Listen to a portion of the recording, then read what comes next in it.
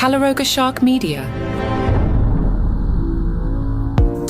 Hey there, I'm Johnny Mac with 5 good news stories. This next story might be my favorite of the year because I just find it hilarious. I share this with my family in real life. So 9-year-old Oscar came home from school. He was all excited. He'd been cast in the school play, his role, Elvis the Elf.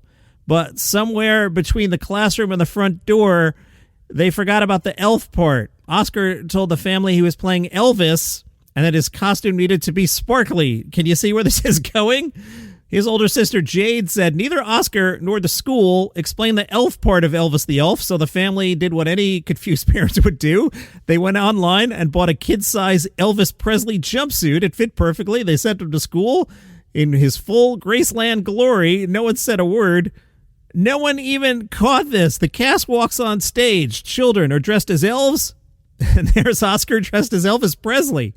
Sister Jade said the audience laughed. Oscar loved it. Teachers found the whole thing hilarious. They even left this alone during rehearsal. Oscar leaned into the role, enjoyed the intention. And that is the tale of Elvis the Elf. Nice job. The rest of the stories today, not nearly as funny, but good news for a disabled puppy. The puppy was found tossed in a dumpster. The puppy survived and found a new home just in time for Christmas. Dennis, the terrier, was discovered severely underweight, deaf, half-blind, and covered in injuries. He weighed less than 4 pounds. The staff says the dog couldn't handle a bath, so they used damp towels to clean him up. His eyes couldn't focus. He couldn't hear anyone approaching. He often corners or pressed himself against people for comfort. Because Dennis was both deaf and half-blind, the team had to create new ways of communicating with him. They tapped their feet so he could feel vibrations and gently tapped his body before picking him up so he'd learn what those cues meant. Once he was stable, he went into foster care and began mapping the house, running around confidently and learning from the occasional collision along the way terriers tend to do. Now Dennis has a forever home. He will be spending his first Christmas surrounded by people who love him. Awesome job. Meanwhile, a woman who lost all 4 limbs after developing sepsis on a vacation in Spain 8 years ago is celebrating something she once thought impossible. She has a new hand. Kim is 64. She underwent a 14-hour surgery in hopes of receiving a double hand transplant, but complications meant doctors could only complete the left one. She says she's over the moon and has declared herself left-handed now. I was right-handed, but now I just do everything left-handed. I've even written with my left hand. When she saw her new hand for the first time, she described it as feeling instantly right. Perfect, beautiful, like it's meant to be mine. She joked that her husband Steve has to buy a new wedding ring and engagement rings because the fingers on her new hand are slightly bigger. She's stunned by how quickly she's gained function. Doctors told her motor skills could take up to a year to return, but she's already brushing her teeth, doing her hair, putting on makeup, and picking things up and feeding herself again.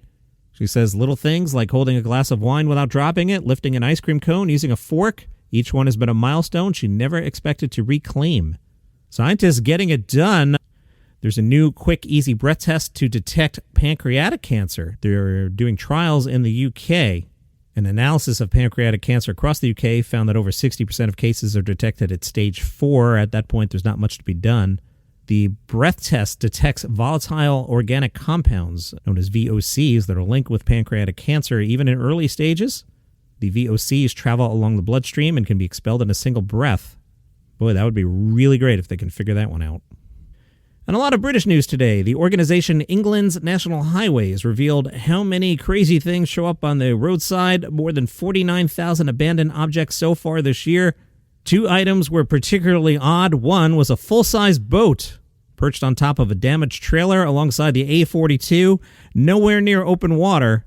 Then in November, another officer found something along the M180, a fairground ride, sitting on the verge with no sign of why it was there.